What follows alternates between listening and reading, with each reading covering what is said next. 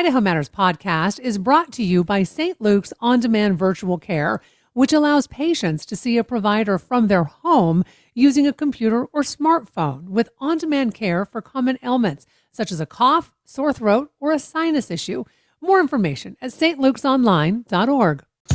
Looking for more from Boise State Public Radio? Follow us on Instagram. You'll find behind-the-scenes peeks at our station, quick updates on the stories shaping Idaho, and reels that bring our reporting to life. It's a new way to connect with the music, news, and voices you hear every day on the air. Search for Boise State Public Radio on Instagram and join our community.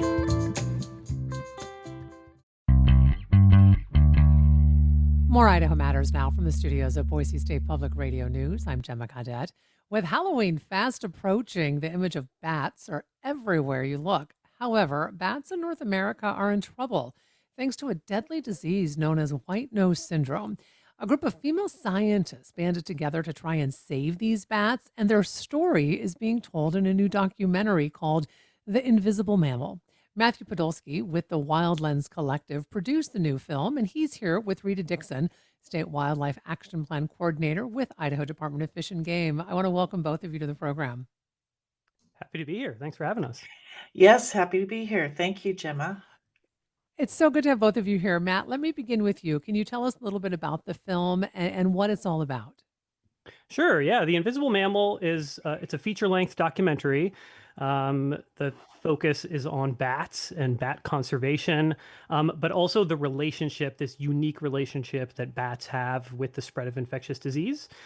So as you said, we follow the efforts of an all-women team of scientists who are trying to find solutions to this devastating disease. And specifically what they're trying to figure out is how to help bat populations recover after white nose syndrome has come through and devastated a population of bats. And white nose syndrome, can cause in certain areas of the US and Canada, it's caused more than 90% population decline. So it's a catastrophic disease. But this team of researchers that we follow in the film, land on a solution that has hope, right?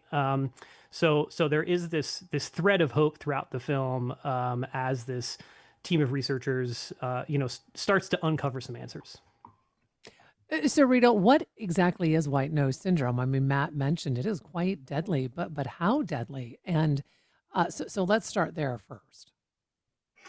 Well, white nose syndrome is an often deadly disease of hibernating bats. And the reason it's so deadly is because it invades their unfurled membranes while they're in hibernation. And when bats are hibernating, their immune system is typically suppressed, and they don't have the defenses to fight the fungus that invades them. And so what happens is as the fungus spreads throughout the hibernaculum and in individual bats, it causes the bats to wake up more frequently during hibernation, and they use precious energy resources every time they have to wake up.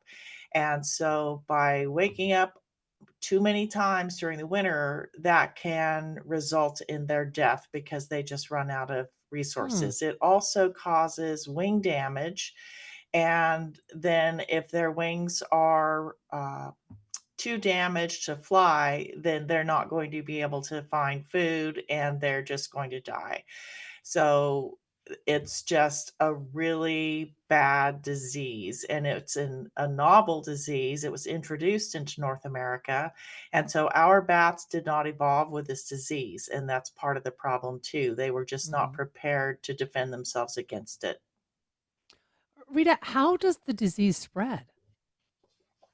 The disease is primarily spread from bat to bat. So when bats are hibernating, oftentimes they will cluster together in large clusters. And so a bat that is bumping up against its roost mate can spread the fungus, either what we call the hyphae of the fungus or the spores, and those can invade the next bat. However, I also want to emphasize that although it is primarily spread bat to bat, it can also be spread unintentionally by humans. because the hyphae of the fungus and the spores can persist on clothing, shoes, boots, and gear that people take into caves where bats hibernate Mm. underground. So, Matt, I want to get back to the film for a minute because in the film, they call this Operation Fat Bat. So, what is that?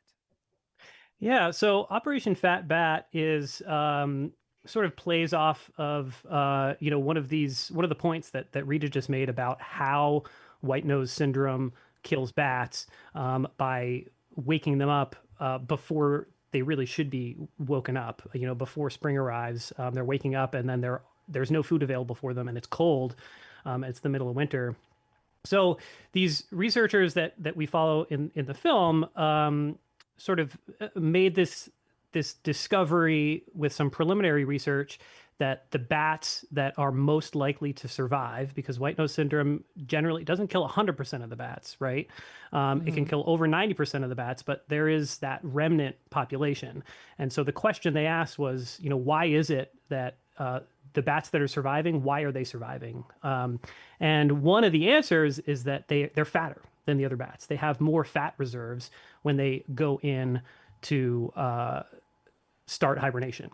And so they took Hmm. that result and basically said, how can we help make bats fatter before hibernation begins? And, the sort of seemingly simple answer was like, well, let's set up some lights because we all know that lights attract insects and moths.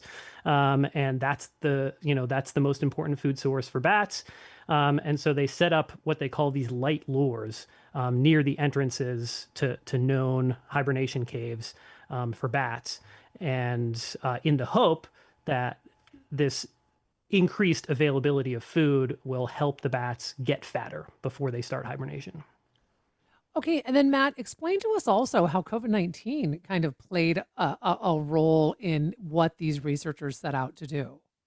Sure, absolutely. I mean, I started working on this film in 2019, right?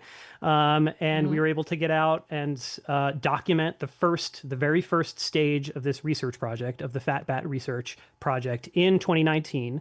Um, and then we all know what happened to the world, right? We Yeah. had all these plans to go out and film with our characters over the course of 2020, and these scientists had all these plans to initiate the next stage of their research, and obviously none of that happened, right? Everything got shut down. Nobody was allowed to handle bats because there was this really serious concern during COVID that, or at least during the first few years of COVID, that humans would infect North American bats with COVID. Mm. So bats in North America had not been exposed to COVID, and there was this concern that it could create a whole new reservoir for the virus to spread amongst bat populations here on this continent and then potentially reinfect humans. So there was like a whole new set of concerns that bat researchers had to deal with during COVID, and obviously, going out to film, on location was just out of the question. So our film team, initially this was really frustrating for us because we had all of these plans, but we sort of pivoted and realized that COVID-19 was a part of the story that we were trying to tell, Mm. and it sort of inspired us to pursue these other story threads, exploring this unique relationship that bats have with infectious disease. Really quickly, Rita, because I have less than 1 minute. Can you tell us how important bats are to our ecosystem?